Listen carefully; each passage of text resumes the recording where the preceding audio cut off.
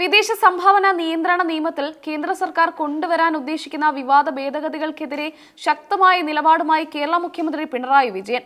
നിർദ്ദിഷ്ട ഭേദഗതി ബില്ലിൽ നിന്ന് കേന്ദ്രം അടിയന്തരമായി പിന്തിരിയണമെന്നാവശ്യപ്പെട്ട് അദ്ദേഹം പ്രധാനമന്ത്രി നരേന്ദ്രമോദിക്ക് കത്തയച്ചു.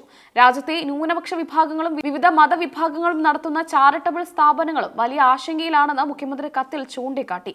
പുതിയ ഭേദഗതി പ്രകാരം വിദേശ സംഭാവന സ്വീകരിക്കുന്നതിനുള്ള അനുമതി പുതുക്കുന്നതിൽ ചെറിയ വീഴ്ച സംഭവിച്ചാൽ പോലും കടുത്ത നടപടികൾ നേരിടേണ്ടി വരും.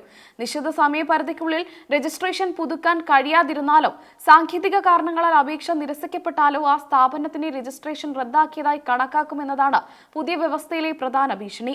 ഇത്തരത്തിൽ രജിസ്ട്രേഷൻ നഷ്ടപ്പെടുന്ന സാഹചര്യത്തിൽ ആ സ്ഥാപനത്തിന്റെ കൈവശമുള്ള വിദേശ സംഭാവനകളും അതുപയോഗിച്ച് നിർമ്മിച്ച ആസ്തികളും കേന്ദ്ര സർക്കാർ നിർണ്ണയിക്കുന്ന അതോറിറ്റിയുടെ നിയന്ത്രണത്തിലേക്ക് മാറും. ഈ വ്യവസ്ഥ സന്നദ്ധ സംഘടനകളുടെയും മതസ്ഥാപനങ്ങളുടെയും സ്വത്തുക്കൾ കണ്ടുകെട്ടാനുള്ള നീക്കമാണെന്ന ആക്ഷേപം ശക്തമാണ്. ഇത് സ്ഥാപനങ്ങളുടെ നിലനിൽപ്പിനെ തന്നെ ബാധിക്കുമെന്ന് മുഖ്യമന്ത്രി ഫേസ്ബുക്കിലൂടെയും വ്യക്തമാക്കി. നിലവിലുള്ള 2010 വിദേശ സംഭാവന നിയന്ത്രണ നിയമം തന്നെ പൊതു താൽപര്യത്തിന് വിരുദ്ധമായ പ്രവർത്തനങ്ങൾ തടയാൻ പര്യാപ്തമാണെന്ന് മുഖ്യമന്ത്രി ഓർമ്മിപ്പിച്ചു. പുതിയ ഭേദഗതി അനാവശ്യമാണെന്നും ഇത് ഭരണകൂടത്തിന് സംഘടനകൾക്ക് മേൽ അനാവശ്യമായ അധികാരം നൽകുമെന്നും അദ്ദേഹം കുറ്റപ്പെടുത്തി. തികച്ചും സാങ്കേതികമായ പിഴവുകൾക്ക് പോലും വലിയ വില നൽകേണ്ടി വരുന്നത് നീതിയല്ലെന്ന് കത്തിൽ പറയുന്നു. അപേക്ഷ സമർപ്പിക്കുന്നതിലെ ചെറിയ വൈകല്യങ്ങളോ ഉദ്യോഗസ്ഥ തലത്തിലുള്ള കാലതാമസമോ കാരണം ആസ്തികൾ സർക്കാർ ഏറ്റെടുക്കുന്ന അവസ്ഥ ജനാധിപത്യ വിരുദ്ധമാണ്. ലക്ഷക്കണക്കിന് ആളുകൾക്ക് ആശ്വാസമാകുന്ന ജീവകാരുണ്യ പ്രവർത്തനങ്ങളെയും വിദ്യാഭ്യാസ ആരോഗ്യ സ്ഥാപനങ്ങളെയും ഇത് പ്രതിസന്ധിയിലാക്കും. ഇത്തരം സ്ഥാപനങ്ങളുടെ സ്വത്തുകൾ കണ്ടുകെട്ടുന്നത് വലിയ സാമൂഹിക പ്രത്യാഘാതങ്ങൾ ഉണ്ടാക്കും.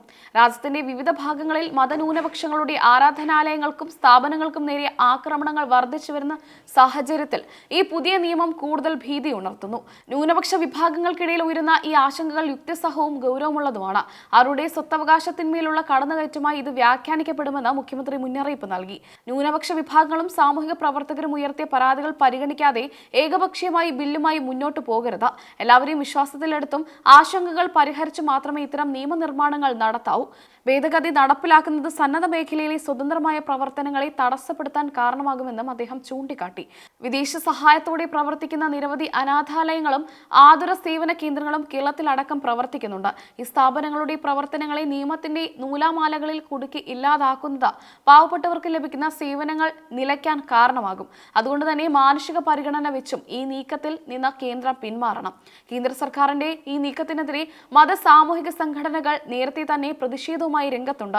അവരുടെ പോരാട്ടത്തിന് പിന്തുണ പ്രഖ്യാപിച്ചുകൊണ്ടാണ് സംസ്ഥാന സർക്കാർ ഇപ്പോൾ കേന്ദ്രത്തിന് കത്തയച്ചിരിക്കുന്നത്. വിദേശ ഫണ്ടുകളുടെ ദുരുപയോഗം തടയുന്നതിനോട് വിയോജിപ്പില്ലെങ്കിലും അത് സ്ഥാപനങ്ങളെ തകർക്കാനുള്ള ആയുധമാക്കരുത് എന്നാണ് കേരളത്തിന്റെ നിലപാട്. കേന്ദ്ര സർക്കാർ ഈ ഭേദഗതിയുമായി മുന്നോട്ട് പോകുന്നതിൽ നിന്ന് പിന്തിരിയണമെന്ന് താൻ ശക്തമായി ആവശ്യപ്പെട്ടുവെന്ന് മുഖ്യമന്ത്രി പറഞ്ഞു. പ്രധാനമന്ത്രിക്ക് അയച്ച കത്തിന് അനുകൂലമായ മറുപടി ലഭിക്കുമെന്നാണ് പ്രതീക്ഷിക്കുന്നത്. രാജ്യത്തെ ബഹുസ്വരതയും മതനിരപേക്ഷതയും ബാധിക്കുന്ന ഇത്തരം നിയമങ്ങൾ പുനഃപരിശോധിക്കണമെന്നും അദ്ദേഹം ആവശ്യപ്പെട്ടു.